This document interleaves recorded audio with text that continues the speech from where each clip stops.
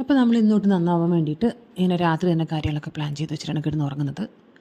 പക്ഷേ രാവിലെ എണീക്കാൻ 10 മണിയായി പോയതുകൊണ്ട് നമ്മൾ ആദ്യം എഴുതിച്ച കാര്യം നടക്കില്ല. അപ്പോൾ നമ്മൾ സിമ്പിളായിട്ടൊരു മെനു സെറ്റ് ചെയ്ത് അത് പെട്ടെന്ന് ചെയ്ത് ദിവസത്തിൻ്റെ ബാക്കി ഭാഗം എങ്ങനെ പ്രൊഡക്റ്റീവ് ആക്കാം എന്നുള്ളതാണ് ആലോചന.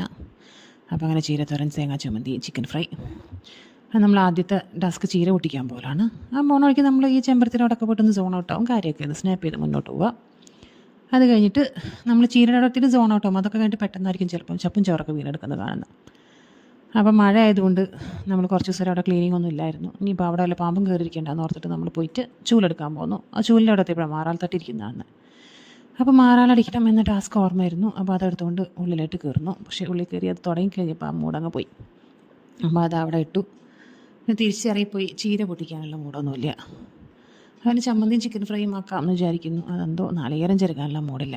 പിന്നെ എന്തൊക്കെയോ ഓർത്ത് ഇൻസ്റ്റാമാർട്ടിൽ നിന്ന് കുറച്ച് സാധനമൊക്കെ നമ്മൾ ഓർഡർ ചെയ്ത് സിമ്പിളായിട്ടൊരു ചിക്കൻ ബിരിയാണി ഉണ്ടാക്കുന്നു. അങ്ങനെ അന്നത്തെ ദിവസം അങ്ങ് പോയി കിട്ടി.